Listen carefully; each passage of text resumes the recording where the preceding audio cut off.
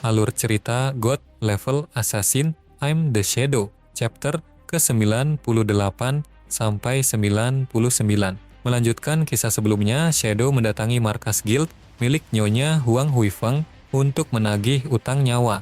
Namun, sang ketua dan putranya, Huang Ziqing, seolah menghilang di telan bumi dan tidak pernah terlihat login kembali setelah perselisihan hebat mereka. Kisah pun berlanjut. Setibanya Shadow di gerbang markas yang tampak sunyi itu, ia tidak menemukan siapapun kecuali para penjaga menara yang berjaga dengan raut wajah cemas. Salah satu penjaga menara melapor dengan suara rendah, "Tuan Shadow, pemimpin guild dan Tuan Muda terlibat perselisihan hebat beberapa hari yang lalu." Sejak saat itu, keduanya belum menampakkan diri di dunia virtual selama 3 hari berturut-turut. Shadow mengernyitkan dahi. "Hah? Menghilang?" Di dalam benaknya, Shadow mulai merasa ada yang janggal. Huang Huifeng adalah tipe wanita yang sangat menjunjung tinggi janji.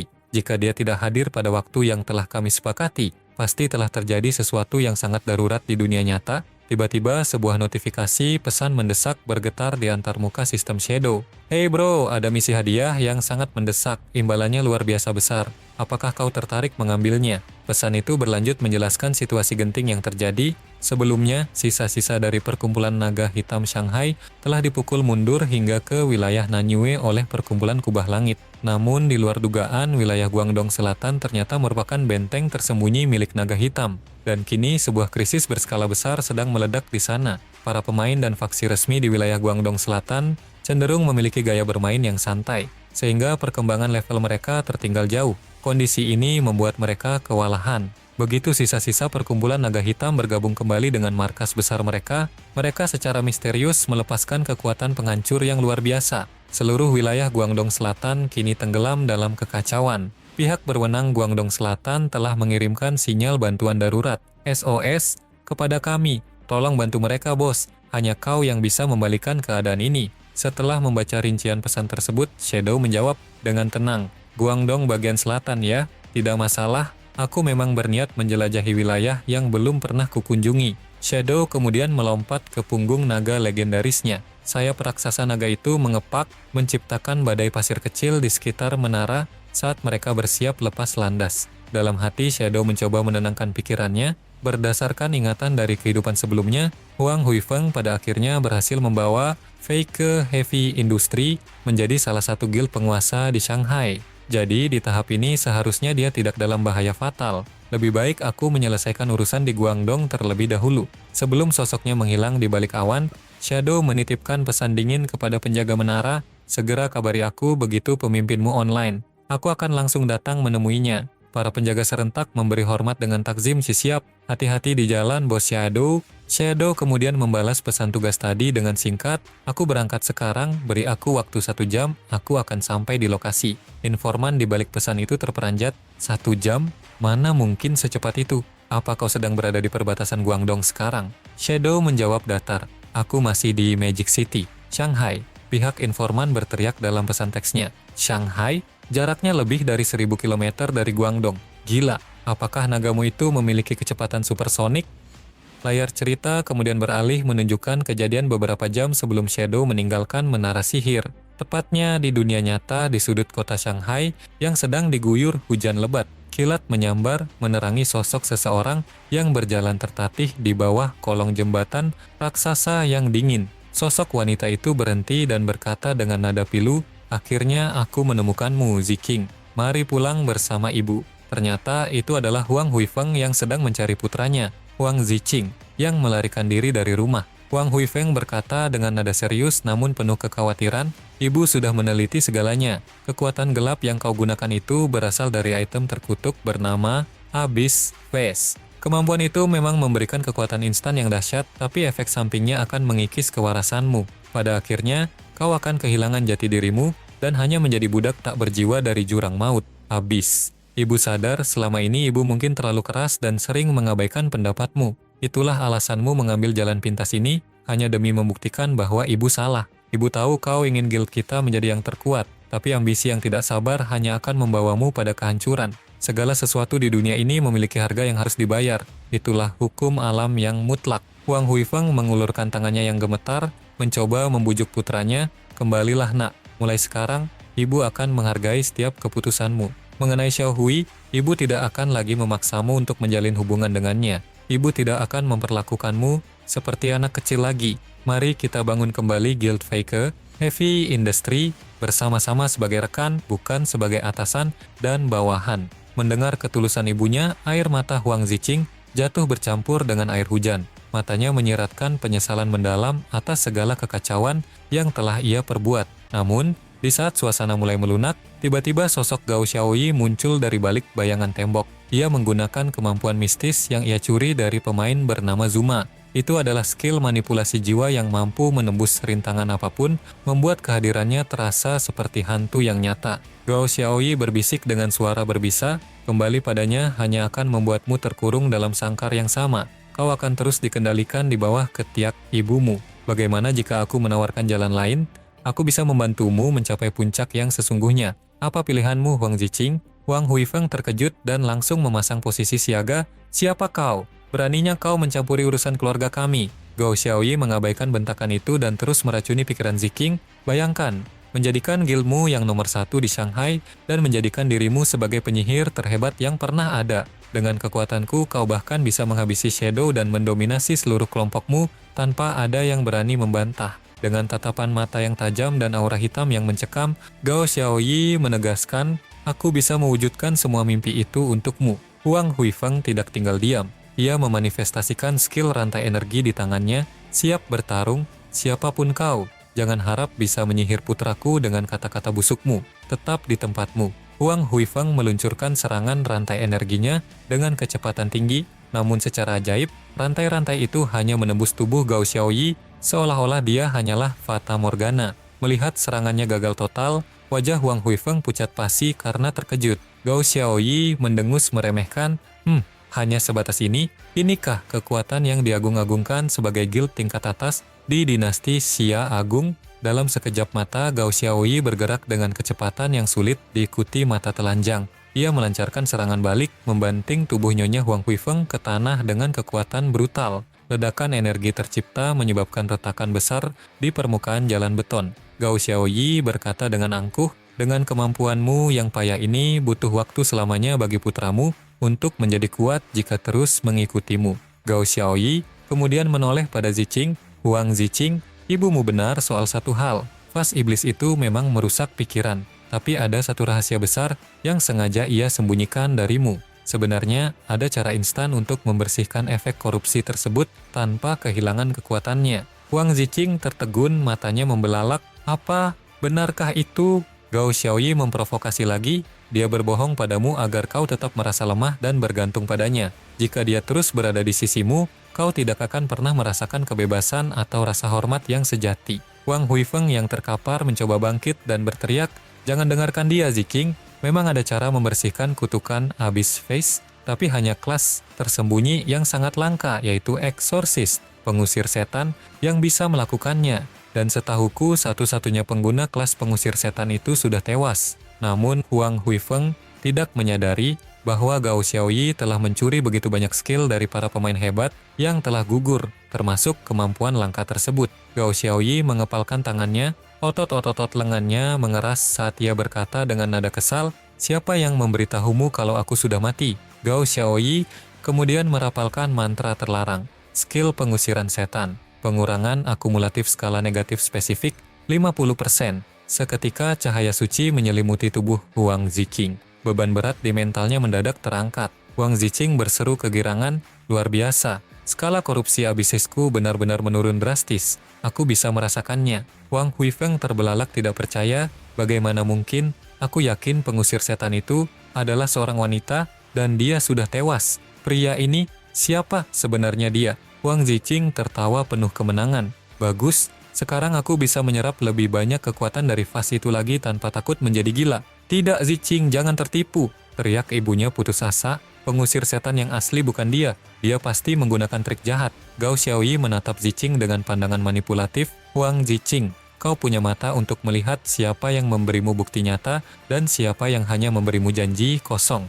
Dia selalu mengikatmu dengan rantai kasih sayang palsu seorang ibu, hanya untuk menekan potensi aslimu. Mereka menggunakan kata cinta untuk menjinakkanmu seperti anjing peliharaan. bunuh dia. Setelah dia tiada, tidak akan ada lagi yang berani merendahkanmu atau mengatur hidupmu. Dunia ini akan berlutut di bawah kakimu. Pikiran Huang Ziqing yang sudah tidak stabil kini benar-benar terpengaruh oleh kata-kata gelap Gao Xiaoyi. Kebencian dan haus kekuasaan mengaburkan akal sehatnya. Gao Xiaoyi berbisik tepat di telinganya, bunuh dia dan kau akan bebas selamanya. Tanpa keraguan sedikit pun, Huang Ziqing mencabut belati pendek yang berkilau tajam dan melangkah mendekati ibunya yang tak berdaya. Huang Huifeng gemetar, air mata mengalir di pipinya. Tidak, Ziqing, sadarlah, dia menggunakan sihir untuk mengendalikanmu. Kumohon, bangunlah, nak. Namun, seruan itu tidak lagi mencapai hati putranya. Huang Ziqing mengangkat belatinya tinggi-tinggi dengan tatapan mata yang dingin dan kosong.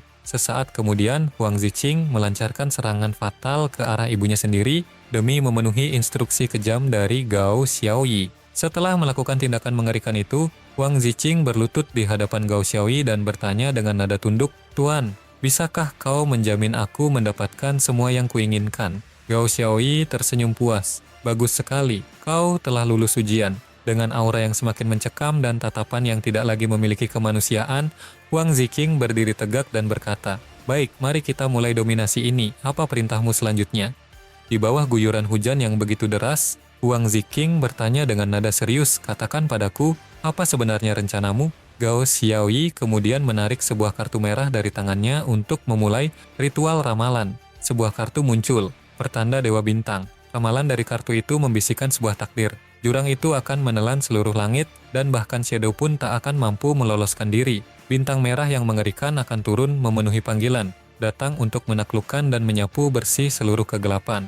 Huang Ziqing tersentak dan berseru, "Apa-apaan ini?" Gao Xiaoyi menjawab tenang, "Inilah ramalan. Disebutkan bahwa kekuatanmu akan menyelimuti seluruh dinasti Xia Agung, bahkan sosok sehebat Shadow tidak akan bisa lari. Kemudian bintang merah yang menakutkan itu akan muncul untuk membantai semua kegelapan yang ada. Kegelapan yang dimaksud bisa jadi merujuk pada dirimu sendiri, atau bisa juga merujuk kepada Shadow." Huang Ziqing bergumam dengan wajah tegang, "Maksudmu, ada kemungkinan aku akan mati?" Gao Xiaoyi menjelaskan bahwa peristiwa yang diramalkan pasti akan terjadi, namun hasil akhirnya tetap bergantung pada pilihan umat manusia untuk menentukannya. Jika kau tidak ingin menemui ajal, kau harus segera memanfaatkan kekuatan abis milikmu untuk memperkuat guild secepat mungkin dan bersiap menghadapi kedatangan Shadow. Gao Xiaoyi kembali mengeluarkan kartu lain dari tangannya dan berkata, "Ambil kartu ini.